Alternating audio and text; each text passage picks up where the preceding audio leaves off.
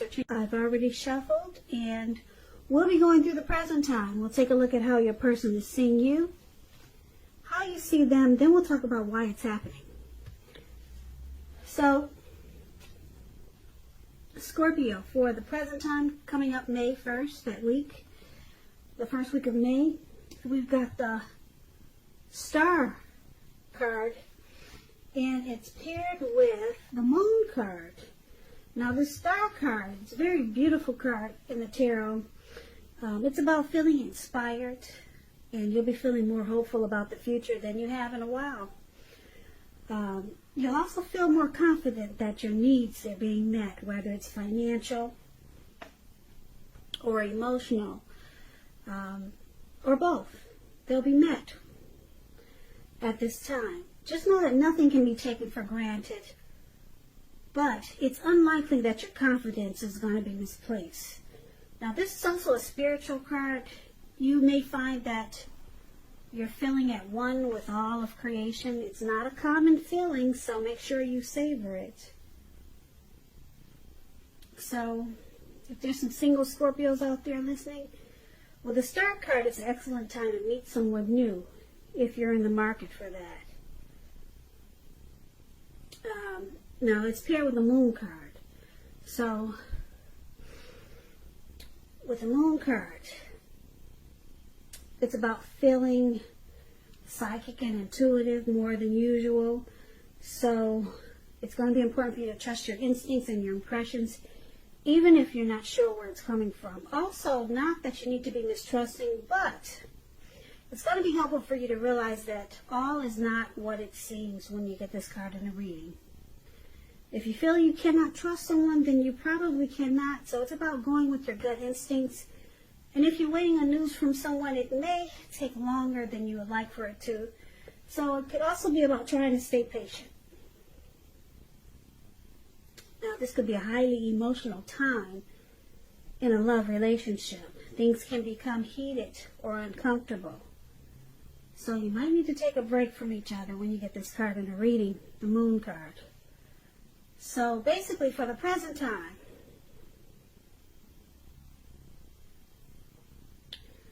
you could be dealing with someone who you feel wears a mask. They don't really say how they feel.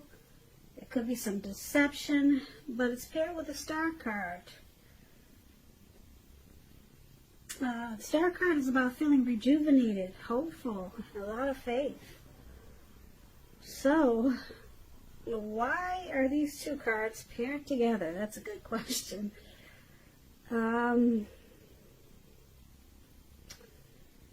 It looks like if there was some deception with someone, you let it go. If it caused you any grief or sorrow because you were deceived, with a Star card, the grief of the past is released. You're just feeling hopeful no matter what happened with someone. You feel rejuvenated even though you could have been deceived. Maybe you got some inner clarity with a Star card. That's what Star card means. You received some clarity and now you've been renewed. So maybe you used to be in the dark with someone because they weren't true to you.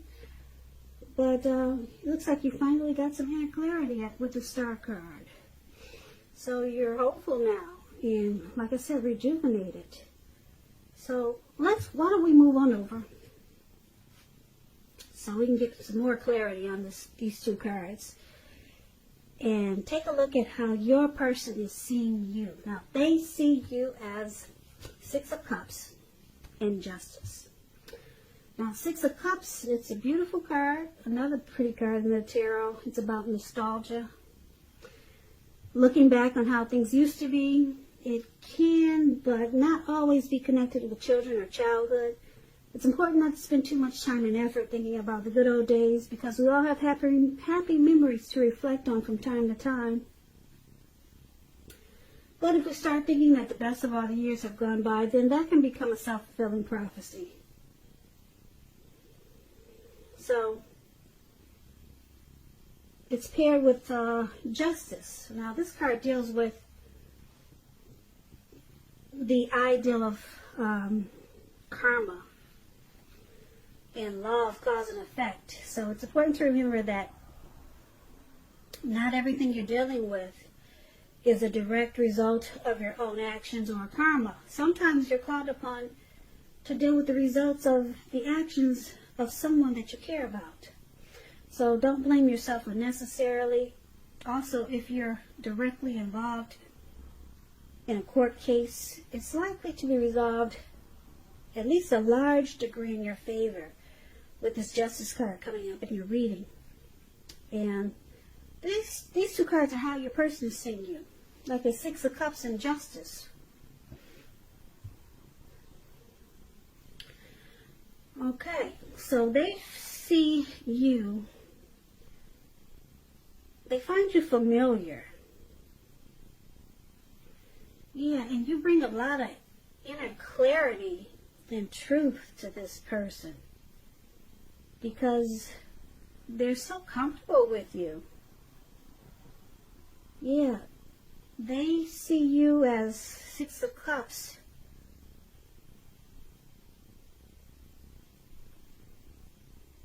Bringing this connection or bringing them, like I said, happy memories, which in turn brings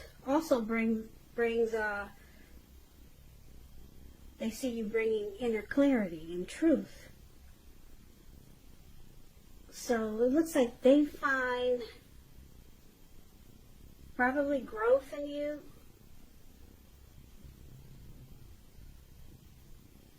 And it's a good thing because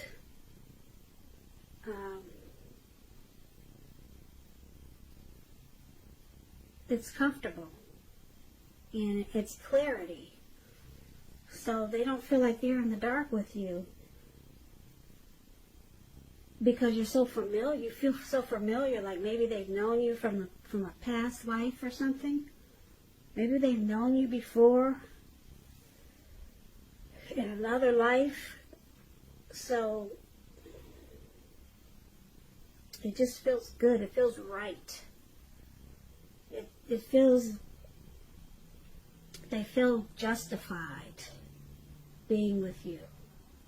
Satisfied. That's the word I'm trying to find. They see you as their satisfaction, and they're happy to be with you with the Six of Cups because you're comfortable to them. You feel familiar. So that's how they see you. Okay? Now, let's take a look at how you see them. Now, you see them as King of Cups and the Magician. King of Cups is a balanced, feminine, and male energy. It holds qualities of both masculine and feminine. If this is an actual man in your life, it represents a live person. It's referring to a very loving, kind man. He'll usually have hair on the lighter end of the spectrum, but it could go either way. But just know that you're being supported by the universe in ways that you can see and ways that you cannot see. King of Cups is about kindness and compassion. There's an element of pure and true love in your life, no matter what your situation is when this card appears. So, you see a person as very compassionate and kind. All right? Now, you also see them as a magician. The magician is about new beginnings, great expectation. It reminds us that we have the power to make a difference in our lives and in so many other ways. So just know you will not have it all handed to you on a plate, but you have the potential to have that plate and a lot of what's on it if you do the magic yourself. So the magician is all about action. If you do nothing, you'll get nothing. And if you don't know what to do, then make sure you do something, because anything is better than nothing. In other words, if you don't try, you won't get it. So this is also how you see them, the magician. You see them wanting to manifest, or you see them have tried to manifest this connection, and you see them as being very tolerant and warm and friendly with this King of Cups. Yeah. And they want to manifest, you see them as wanting to manifest this connection. And probably